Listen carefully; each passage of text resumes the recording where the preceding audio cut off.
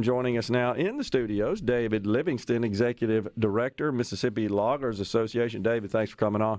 Hey, I appreciate it. Appreciate the opportunity to be on and talk with y'all today. Yes, sir. So tell us where we are. I think the world kind of got taken by storm over the last year or so with these rising lumber prices that really had a major impact on the price of housing. And there's other industries as well that are affected downstream from that. But prices we've seen, lumber being traded as a commodity on the exchanges, have moderated somewhat. Where do we stand now? Right now it's the market is correcting itself as it always does in any commodity trading. What we had through the COVID period, I'll call it. You had a system of, it was an imbalance on opposite ends of the raw materials to finished goods. Yeah. Basically the mills, some of them had to shut down for a period of time or a few days to reduce production because of lack of staff, which slowed production down. You had a great number of people at home that decided to take on home building projects, and so that demand for lumber went way up.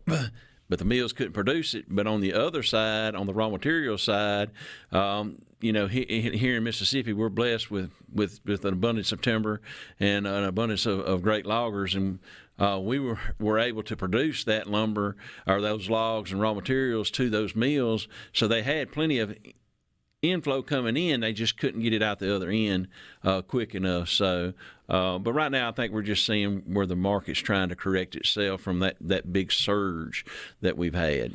Yeah, there were some. Now, I'm not sure exactly what amount of lumber of the total consumption or in the raw material in terms of the logs and the timber itself. It is earmarked or allocated to the housing industry and housing construction, but reports late last week from that industry suggest a pretty significant slowdown in new home construction and construction in general. Is that something that's going to play into the future of the industry and something you guys are taking a look at? Oh, it certainly will. Anytime the demand goes down for a finished product, it's going to trickle down to the producers eventually.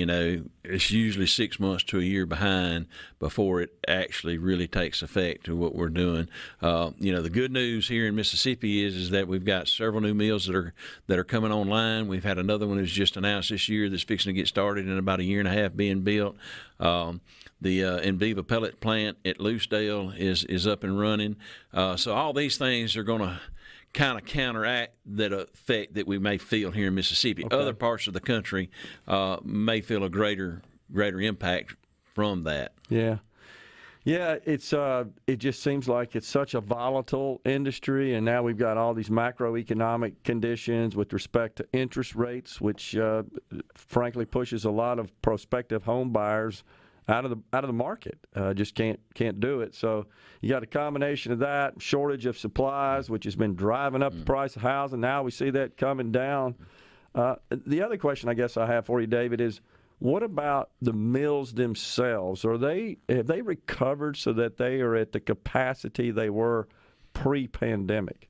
Most of them have. They're up and running. They're fully staffed now. They don't have those interruptions from I know several mills that had to shut down for a week or so because so many of their employees had COVID. They didn't have enough to staff to run shifts. So they're back on their feet from that, and all the mills are doing everything they can do to try to maximize their output, which they're working to maximize their production to help offset their production costs. So I'll spit it out there in a minute, but at any rate. Gotcha. What about the timber harvested in Mississippi? Is most of it sent to mills in Mississippi for further processing? The majority of it is. There is some, we've got a strong presence in the pulp market just across the line to the east of us in Alabama, and one major mill up north, up in Tennessee, that commands a lot of the timber from the borders of our state there. But for the most part, most of it is delivered here in Mississippi to Mississippi mills. And we have loggers from those surrounding states also that bring timber to our mills in Mississippi. Okay, I So got you. it kind of probably balances out, I would guess. Gotcha. What about reforestation? That's a topic that comes up a lot that I'm not sure folks outside of the industry understand a lot about. But I mean, your association, your members, that's how they earn a living. So once they harvest, they have a vested interest in making sure they keep producing more for the future. That is correct. And currently, right now, in the last data that we had is probably a year or so old. But right now, we're growing 3 times more than what we're harvesting in the state of Mississippi. So we have room to grow and add more mills. And I think that's the reason why these companies have seen our business climate plus the ability for us to grow trees here and why they've located here and invested in Mississippi. So, but yes, we definitely, want to be good stewards of the land and encourage everybody that we work with and come in contact with to replant. And for the most part, everybody does because they know us, they're in the timber business, So we're very fortunate in that, and we got a lot of partners, Mississippi Forestry Association along with us, as well as the guys over at the Forestry Commission that do a great job and getting that message out there to get these stands replanted once we harvest them. Are there any state and federal regulations that are particularly problematic for your industry that you'd like to see some changes made to? Really in Mississippi, we're very, very blessed in everything, and there's not anything there. We're a self-regulated industry, and we have I'd say a code of ethics that we try to go by according to the Sustainable Forestry Initiative. Loggers, in order to be able to haul to the mills in the state, they have to be professional logger manager qualified, and they have to keep up so many hours of continuing education to maintain that status to be able to haul these mills. Once they lose that qualification, they're no longer eligible to haul to the mills, which thus they can't make a living. So, everybody in the industry is striving to make sure that everything that we do is environmentally sound. We had about a month ago, we had our second SIC meeting, which is a state implementation committee, and the good news is that the Department of Environmental Quality watches us as well, and they get complaints and everything. And over the past year, we've had 0 complaints, and I think of the 2 that we caught, they were really unfounded. So, but in the past quarter, since the last meeting that we had at the first of the year, we had 0 complaints. So, that's awesome. Awesome. We try to make sure that we're doing everything, in a sustainable manner to make sure that it's all there for the future. This is an industry that's been around a long time. Obviously, we've been blessed on this earth with abundant timber that we use for a number of practical uses, including construction of our dwellings, what we live in. But technology and innovation has certainly changed that industry from A to Z, has it not? Oh, it's amazing the difference from even when I started 30 years ago, the changes in technology and the machines that we have nowadays.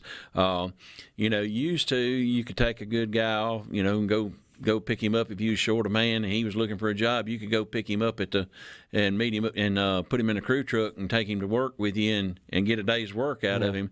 It's a little bit more difficult than that now, and one of the things we've done to combat that is we have partnered with Hines Community College, and we have a Logger Equipment Operator Academy that is up and running out there, and we are the only school in the country that has the technology of a rubber-tired skidder simulator and rubber-tired cutting feller buncher simulator. So, plus we have the live equipment on site.